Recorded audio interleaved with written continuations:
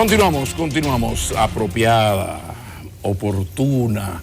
La sección hoy más oportuna que nunca, porque lo cierto es que el país es otro.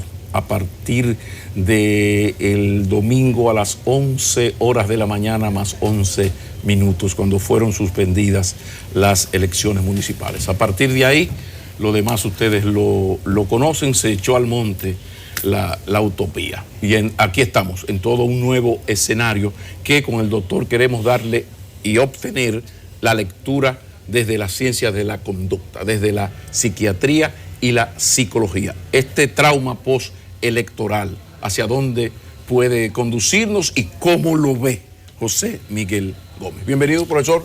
Muchas gracias. Buenos días, gusto de verle. Feliz, contento de estar aquí porque la gente no vino el viernes pasado y me llamaron.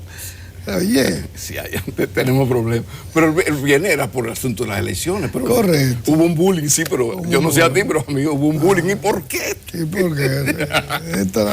No, pero lo explicamos muy bien por qué. Qué bueno que las personas se interesen por la sesión, le haga falta, sí, y te llamen a preguntarte por esto. Sí, bullying. Mira, hay una crisis y un estrés postelectoral. La República Dominicana, nosotros los trabajadores de la salud mental, y más los que medimos los riesgos psicosociales y cómo el comportamiento social se va alterando en función de que los estresores psicosociales aumentan también. Hay gente que a veces no percibe o no quiere olfatear o no quiere deglutir lo que se está viviendo o lo que se avecina o lo que va a pasar. Y evidentemente el exceso de ansiedad o de angustia o te produce ataques de pánico o trastorno de ansiedad generalizada o te produce impotencia o frustración o nerviosismo o intranquilidad o trastorno del sueño, ¿verdad? O un nivel de preocupación.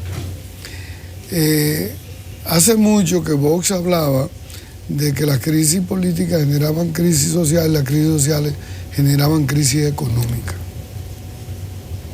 Durkheim, hace un siglo pasado, hablaba de la anomia social, de cuando las sociedades iban perdiendo su nivel de funcionamiento. Anomia como un dato, anomia como ausencia de normas. De normas. Una sociedad que está anarquizada. Anarquizada cuando se pierden las reglas o cuando tú dejas de creer en la confianza de las instituciones.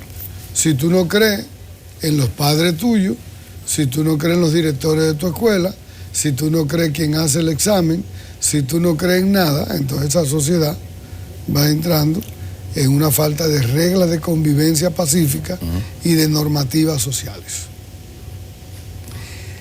Y de esas sociedades que se esté canalizando una salida con derecho a la protesta que tienen los seres humanos, que en cualquier país democrático la gente tiene derecho a desahogarse, a expresar su inconformidad y a pararse a protestar por lo que entiende que es justo. Entonces, es una manera de que la gente pueda expresar su inquietud. Pero este estrés postsocial, postelectoral, evidentemente que está trayendo intranquilidad. Y a los actores económicos le está preocupando porque ha mermado la economía en esta semana. La gente ha dejado de salir en la noche, la gente ha ido a ir al restaurante, la gente ha ido ha disminuido las compras, las consultas médicas, todo tú ves que se ha estado restringiendo. Entonces, vamos a hablar en marzo de ese negocio que íbamos a hacer, tú y yo, porque ahora no es bueno. Correcto. Hablamos en marzo. La gente los préstamos los para, ¿verdad? Detiene de hacer inversiones, detiene sus vacaciones, detiene muchas cosas porque la gente está en la incertidumbre de que no sabe lo que va a pasar. Los efectos en la salud mental de esa incertidumbre, ¿cómo se expresa? ¿Cómo se expresa? Mira, cuando un ser humano está preocupado, en términos, lo voy a explicar, de su cerebro y de su organismo, para que la gente comience a entender. Cuando usted tiene un problema que usted no le da una solución, ese silencio mudo o esa pena muda esa angustia sostenida por mucho tiempo, por algún lado tiene que salir. Y hay gente que de pronto comienza a padecer de una migraña que nunca había sufrido. O comienza a padecer de unos cólicos y unas diarreas que nunca había sufrido. Y otro tiene unos problemas en el colon irritable y va y se hace 2 endoscopías, una colonoscopía, y le dicen, no, usted no tiene nada. Y hay uno que le hace una crisis de hipertensión emocional, no deje que a partir de ahora, ¿cómo fue? Que no deje la hernia discal, porque esa no falta. ¿Verdad? No falta. Los dolores, las mialgias musculares, Eso es. que también aumentan, ¿verdad? La intranquilidad, pero también la irritabilidad a dar respuestas inadecuadas a situaciones. Entonces dice, bueno, eso se va multiplicando.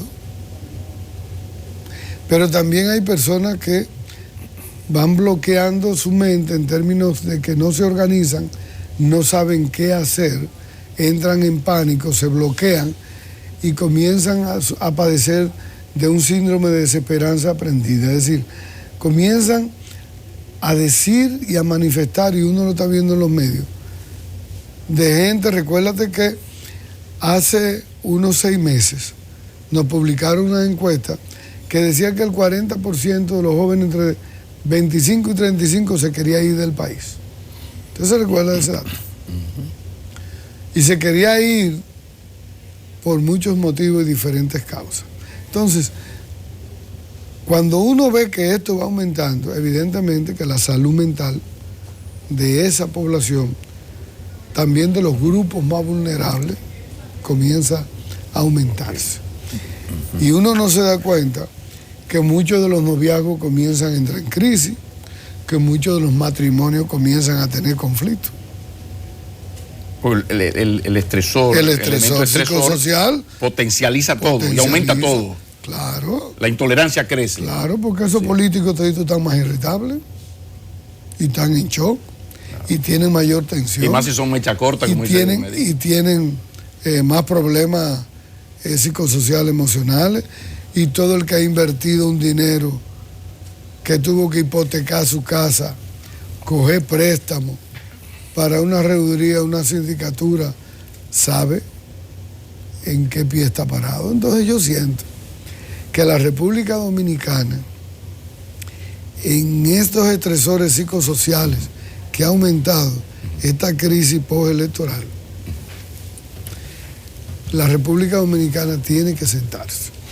Y yo pienso, yo quiero hacer un llamado a los miembros de la Junta Central Electoral. La mayoría son amigos míos. Y cuando nos vemos en la librería Cuesta, hablamos, compartimos libros, nos hemos tomado un café y hemos hablado en numerosas ocasiones. La vida no es como uno la empieza, es como uno la termina.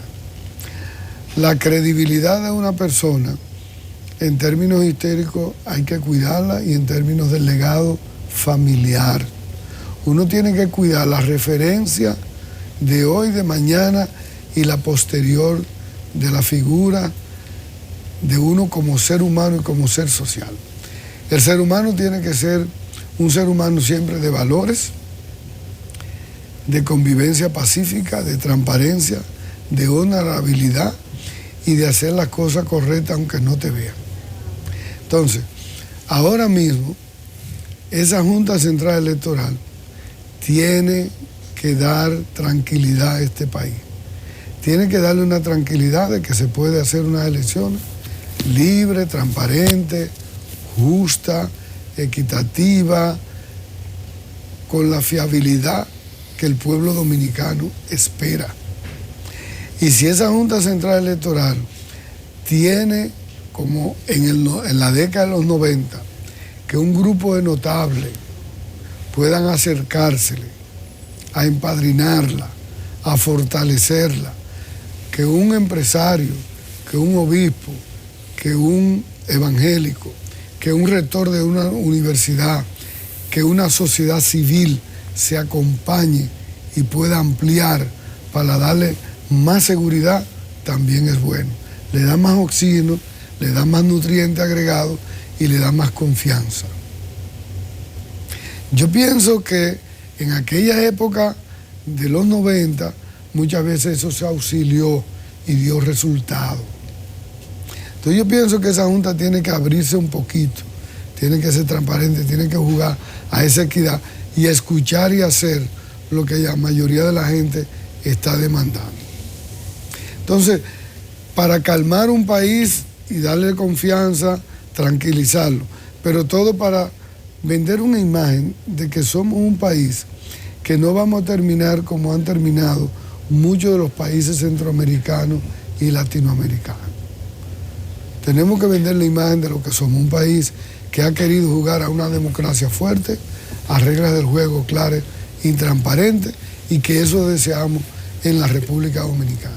Esta pregunta se le puede hacer y se le ha hecho a políticos, se le puede hacer y posiblemente se le ha hecho a especialistas en comunicación política estratégica, pero también se le puede hacer y se le debe hacer a un profesional de la conducta, y más si se llama José Miguel Gómez. ¿Qué hacer en las crisis de confianza y de credibilidad como esta? Aquí hay un problema nodal, fundamental. La naiboa de esto está en un asunto de confianza. Yo no creo en ti. Entonces, cuando tú me dices que el árbitro, una buena parte de la gente, habría que determinarla, no cree en el árbitro, en un país en una cultura política donde nadie pierde, yo te gano un proceso electoral 10-2 y tú dices que yo te gané por un fraude X, ¿no? Entonces, en ese escenario, creo que lo primario es rescatar la credibilidad en el árbitro, porque si no, estamos al borde del abismo y nos están pidiendo que demos un paso al frente. Desde la psiquiatría, ¿qué hacer? ¿Qué debe hacer un órgano, pero compuesto por seres humanos, para recuperar de alguna manera algún nivel de credibilidad? ¿Qué se puede hacer desde la psiquiatría? Mira, lo voy a plantear desde mi escenario como cómo se trabaja una intervención en crisis. En una familia, en una sociedad, en una empresa, en una persona que está atravesando por una crisis. Las crisis pueden tener algo muy bueno. Las crisis tienen virtudes. Y es que las crisis ayudan a crecer y a madurar. Y también de las crisis se sale fortalecido si la crisis se maneja bien. Si la crisis no se maneja bien, entonces la crisis puede pasar a un proceso o a una fase que es un deterioro más prolongado y de consecuencias de las que después te puede arrepentir. ¿Cómo evitar que esa crisis no sea? Los orientales dicen que la crisis son oportunidades. Los occidentales lo vemos más como que hay una crisis. Correcto. ¿Cómo salvarnos? Lo primero en la crisis es que las partes se puedan escuchar. Diálogo. Viene diálogo. Comunicación. Viene diálogo. Okay. Diálogo. Pero ese diálogo tiene que ser un diálogo que pueda permitir fluir. Fluir es que la Junta no puede estar en la defensiva de contestar a lo que cada quien diga y cómo lo diga. Es permitir un diálogo. Y en ese diálogo con los partidos, con los estratos de la sociedad, con los representantes de sociedad civil, que debe de hacerlo, no solamente juntarse con los partidos. La Junta puede encontrarse con varias personas de las iglesias, con los empresarios, con los rectores de las universidades. Debería hablar con 2 o 3 gremios. Debería de hablar con una comisión de esos muchachos que están al frente y recibirlos. Exacto. Vamos a recibir 20 muchachos de esos que se sientan y que digan, pero que elijan un representante, no que vengan al azar. ¿Cuál es la inquietud y la percepción que ustedes tienen de esto? ¿Qué ustedes quieren que mejore? Entonces cada quien te va diciendo y te va expresando lo que considera de la crisis, cómo la ve, cómo la percibe y da su opinión de lo que quiere que mejore. Entonces, después de esa comunicación, sin prejuicio, está bien, ¿verdad? Está bien. y usted la escucha y usted la pondera, entonces usted comienza a organizar propuestas y soluciones a partir de las inquietudes y las necesidades de los demás. Cuando va a tomar esas decisiones y las va a argumentar, entonces las tiene que socializar con esos mismos actores para que sea inclusivo el proceso, para que nadie se sienta excluido, para que nadie se sienta que le bajaron una línea, ni que se dijo algo a las 7 de la mañana, ni a las 8 de la noche, y que al acostarnos nos despertamos con una noticia buena. Porque cada vez que hay un movimiento, una conversación, una opinión que no es inclusiva, alguien se siente excluido y aumenta más la paranoia y el temor y la desconfianza. Entonces, temprano, ya en esta semana, el lunes, el martes, tienen que hacer 5 o 6 encuentros rápidos, incluyendo con los medios y los dueños de periódicos y los directores de periódicos. Y entonces una segunda intención es que cada propuesta de esa, hacer una concientización incluida con todos y parir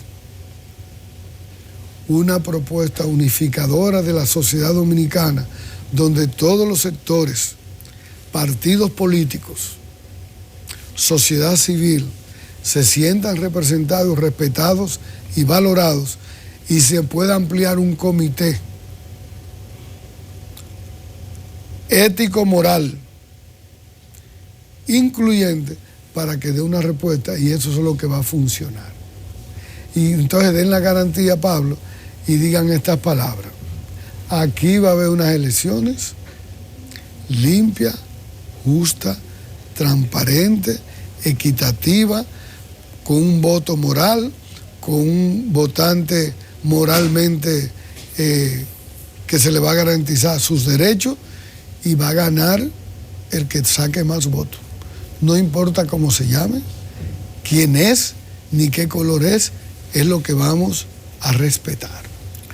Entonces yo pienso que si la Junta manda ese mensaje, y ese mensaje no vale que lo digan de boca, es con la práctica y el accionar, la sociedad se calma. La sociedad se calma. Y entonces se garantiza eso. Es lo que pienso que debe hacer la Junta, porque hay un problema, a diferencia de la sociedad de los 80 y de la sociedad de los 90. En aquella época, con aquellas crisis, tú tenías árbitros sociales. Tú te recuerdas que todavía que había un sector empresarial que pesaba, que habían directores de periódicos que hablaban y había que escucharlo. Tú te recuerdas que habían sectores de la iglesia que daban un manotazo y llamaban al orden. Tú te recuerdas que inclusive había unos dirigentes políticos de los mismos partidos que tenían un liderazgo en su partido y que los partidos esperaban que ellos hablaran, porque tenían peso específico y eran líderes en su partido. Entonces la sociedad dominicana, esta crisis la ha tomado sin árbitro social. Y eso a mí me preocupa. Entonces cuando tú no tienes mediadores creíbles y con liderazgo responsable, inclusivo e influyente, entonces tú tienes estas crisis. Y si hay una debilidad institucional por encima de todo, también. Y algo más peligroso. Si tú juegas al circo, al entretenimiento, a la confusión, al tiempo, a generar situaciones, la gente va aprendiendo a leer y a saber los movimientos. Y ahora, con las redes y con estos celulares, las cosas se complican más. Pero te digo que ya es apostar a la transparencia, al respeto democrático y hacer las cosas correctamente. Que por consejos no quede, porque uno está sumamente preocupado porque desde la comunicación estratégica, desde la sociología, desde el periodismo, se han planteado cosas parecidas, no desde la óptica estrictamente psiquiátrica, y es increíble cómo uno no ve una reacción. Uno hablaba aquí desde el lunes que algo elemental era una reunión del Pleno con los 3 señores que tienen posibilidades de ser presidente de la República. Creo que aquí no se discute que el 16 de agosto va a ser presidente, cada quien que lo ponga en el orden que quiera, Abinader, Gonzalo, Fernández Gonzalo, Gonzalo Abinader Fernández, eso no se discute. Entonces uno desde entonces decía, bueno, pero lo elemental, primario number one, es jefe del Estado, pleno de la Junta y los señores con posibilidades, los tres señores, vamos a conversar, tenemos un problema. Lo que pasa es que... ¿Qué hacer? Y a partir de ahí se irradia una estrategia como país. Pero eso lo que ha hecho es, no se ha hecho, sino que se ha agravado. Se ha agravado, mira por qué. Se ha agravado porque en ese orden que tú dices, tú los podrías llamar para escucharlos, para... ¿Y qué vamos a hacer? Para escuchar su propuesta, para garantizarle que en una apertura con la sociedad civil se va a contribuir unas elecciones libres y que ellos den tranquilidad. Ahora, esos actores que tú mencionaste políticos, esa partidocracia está muy fragmentada. Y esa fragmentación que tiene esa partidocracia es a través de actitudes emocionales negativas, y eso es peligroso. Lo que los mueve no es ideológico, lo que los mueve no es un proyecto de nación, lo que los mueve no es la institucionalidad. Entonces, cuando tú ves por vez primera que en República Dominicana, y eso Batman lo explica muy bien, Simon Brown, sobre las crisis de identidades. Fíjate cómo hoy han convergido desde los ultraconservadores a los ultraliberales. Está todo en el medio. Y todo el mundo se está pareciendo a cada quien. Y cada quien tiene la unificación de un comportamiento, a sabiendo que tienen propuestas y estilos de vida diferentes. Qué bueno. Pero, si la Junta no se deja asociar, socializar, influenciar, ayudar con los grupos externos de la sociedad civil que pueda mañana plantearle el conflicto a esos mismos partidos que hoy están demandando juntos una cosa y que a partir de que venga abril, mayo, se van a volver a fraccionar por el antagonismo de que cada quien quiere entrar en la lucha electoral que es propio de la democracia y de las elecciones. Por eso hay que comprometer. Yo planteo lo del diálogo, es para comprometer sectores fuera ideología. Esto es una lucha por el poder, grupos económicos, corporaciones económicas, financiadores de campaña, perfecto. Respetar la decisión. Entonces, vamos a respetar la decisión. Pero déjame comprometerte, como te hice a ti con el 4% de la educación. Correcto. Después de aquel viernes, ¿quién se atrevía a no firmar el acuerdo por el 4%? Entonces, ahora... Tú dices, ¿qué nos está pasando? Que este mínimo e inicial, porque lo ideal sería una cumbre, no, eso es mucha gente, no. Los 5 o 6 tipos que tienen el poder y los 3 señores que van a ser presidente de la República, seguro. Porque el pueblo quiere, porque aquí a la gente se le olvida. Y tú de ahí sacas a gente que no tiene ninguna posibilidad y lo que quiere es abortar el proceso. Entonces es grave, porque ahí entra lo que mencionabas, de don Juan, de la crisis social a la crisis política, de la crisis política a la crisis económica. Si tú y yo íbamos a poner un consultorio en Baní, periodístico, psiquiátrico, vamos a dejar esa vaina para abrir, José Miguel. Esa inversión, ese $500,000 de pesos íbamos a poner en el consultorio. Y ahí se llega a la ingobernabilidad. Muchísimas gracias. Ahora, finalmente finalizando, la parte del ciudadano. Yo estoy estresado. Como padre, los 2 muchachos míos termocefálicos están metidos en eso y yo tengo miedo, la gente está irritable. O sea, como ciudadano, ¿qué yo puedo hacer para mi salud, para la mía, para calmarme? Sí, y yo sigo en mi PRM, en mi alianza, en mi PLD, lo que tú quieras. Ahora, como psiquiátricamente, ¿de qué manera me puedes ayudar? Porque tenemos la mecha corta. Sí, mira, siempre cuando hay una situación de crisis y de estrés, la gente tiene que buscar alternativas. Las alternativas pueden ser sociales y pueden ser individuales. Okay.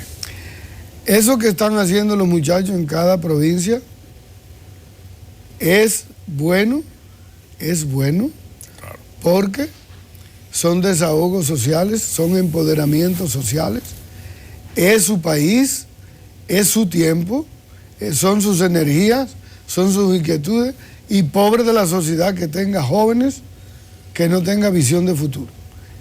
La sociedad que tiene jóvenes que no tengan inquietudes sociales es una sociedad muerta. Entonces, pero que lo hagan como lo están haciendo, organizadamente, creativamente, sostenidamente, eso está bien. Y para tú tener pobladas,